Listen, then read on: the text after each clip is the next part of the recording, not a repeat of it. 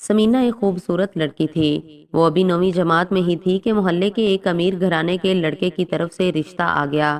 سمینہ بھی اسے جانتی تھی، گھر والے بھی اس کی پیدائش سے ہی اس سے واقف تھے۔ گھر میں غربت کا راج تھا، 2 بیٹیاں اور بیٹھی تھی۔ ماں باپ نے فوراً ہی ہاں کر دی۔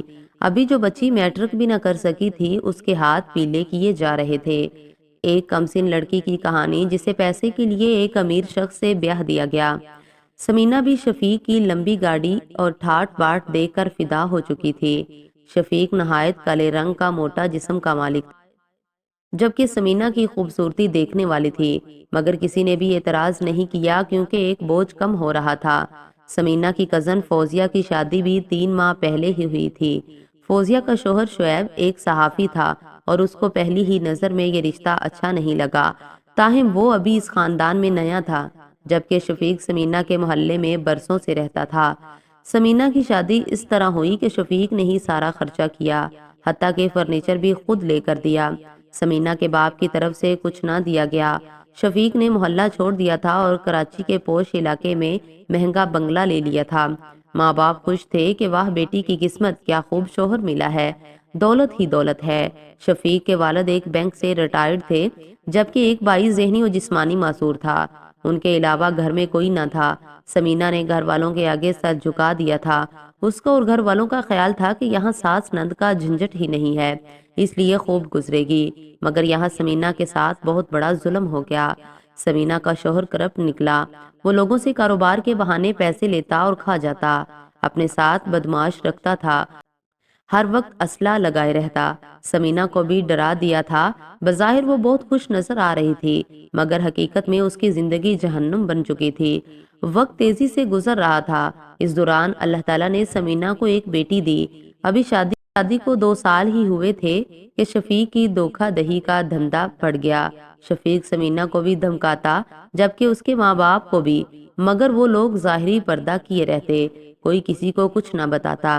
سمینہ مجبور تھی، کیونکہ اس کو اپنے باپ کی طرف سے ذرا سی بھی مدد نہیں مل سکتی تھی، جبکہ حقیقت یہ تھی کہ شفیق چند ہزار روپے اپنے سسرال والوں پر خرچ کرتا، اور چونکہ سمینہ کے والد تو کچھ خاص نہیں کرتے تھے، اس لیے خاموش رہتے۔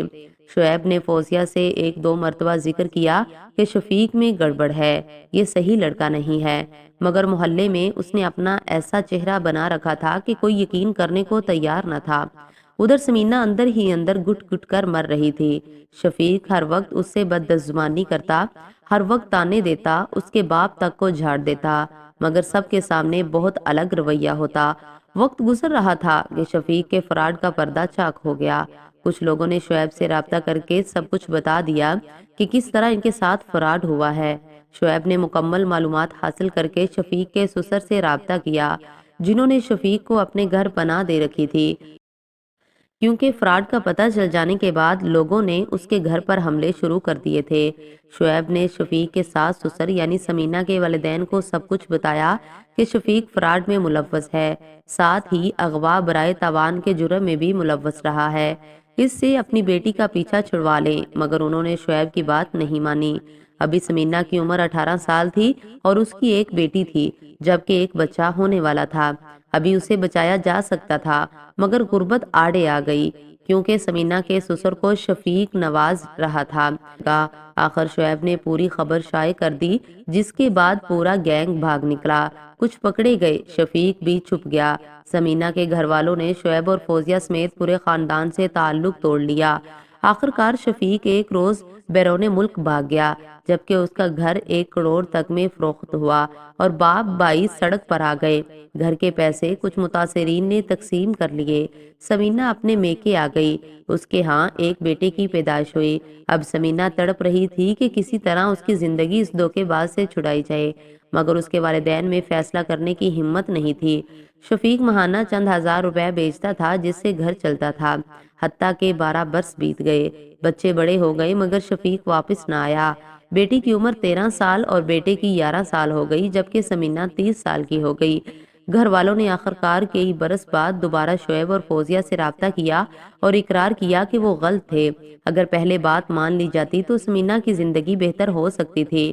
ان کا کہنا تھا کہ ان کی 2 بیٹیاں پہلے ہی گھر پر بیٹھی تھی، وہ کیسے ایک اور کو واپس بلا لیتے۔ یہی ہمارے معاشرے کا المیہ ہے اور بیٹیوں کے والدین اسی خوف میں ہی مبتلا رہتے ہیں۔ انتہا یہ تھی کہ ثمینہ اب شفیق سے خلا چاہتی تھی، مگر خلا کے لیے جو چند ہزار روپے کا درکار تھے وہ بھی ان کے پاس نہیں تھے، جبکہ بچوں کے لیے ماہانہ چند ہزار روپے وہ بیچتا تھا۔ اس وجہ سے ثمینہ کو مزید کئی سال ایسے ہی گزارنا پڑے۔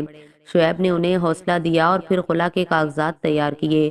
ثمینہ کے سسر یعنی شفیق کے باپ کو ایدھی سینٹر میں بھیج دیا گیا، جہاں ان کی موت واقع ہو گئی، جبکہ معذور بائی بھی ایدھی سینٹر میں ہے۔ باپ کی موت پر بھی شفیق واپس نہ مینا کی خلا ہو چکی ہے اور وہ آزاد ہے، اس کے بچے اسکول میں پڑھ رہے ہیں اور اب بھی خوبصورت ہے اور لڑکی ہی لگتی ہے، ساتھ ہی اپنی علمی صلاحیت میں بھی اضافہ کر لیا ہے اور ایک جگہ چھوٹی سی ملازمت بھی کر رہی ہے۔ ثمینہ کو ایک مرتبہ پھر شادی کے لیے آمادہ کر لیا گیا، مگر اس کے اندر انجان خوف تھا۔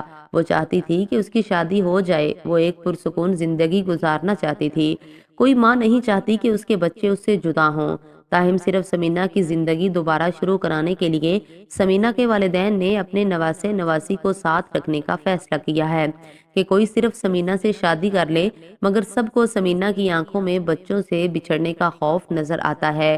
یہاں شفیق کی تباہی کا ذکر ضروری ہے۔ شفیق نے نہ جانے کتنی بیواؤں اور یتیموں کا دل دکھایا، اس سے پیسے کا مطالبہ کرنے آتی تو رونت سے اسے دھکے دے کر نکال دیتا۔ غرور و تکبر سر چڑھ کر بول رہا تھا۔ شعیب نے شفیق سے ملاقات کر کے اسے سمجھایا تھا کہ وہ اپنے گروپ کو بے نقاب کر دے اور خود اپنے بیوی بچوں کے ساتھ زندگی گزارے، مگر وہ نہیں مانا اور پھر وقت نے دکھایا کہ اسے غریبوں کی بد دعا لگ گئی۔ اچانک دونوں کی آہ لگی۔ شفیق اپنے باپ کی موت پر بھی نہ آ سکا۔ سنا ہے وہ بہت بری حالت میں ہے، سب کچھ تباہ ہو گیا ہے۔ اس کی ماں تو بہت ہی دیندار عورت تھی، جو شفیق کی شادی سے بہت پہلے ہی انتقال کر چکی ہے تھی، اور حقیقت میں ثمینہ کے گھر والوں کے سامنے شفیق کی ماں ہی کا چہرہ تھا۔ سچ ہے، اللہ کی لاٹھی بے آواز ہے۔ آج دوبارہ زندگی کی طرف لوٹتی ثمینہ اور تباہ حال شفیق کو دیکھ کر اور زیادہ یقین ہونے لگتا ہے۔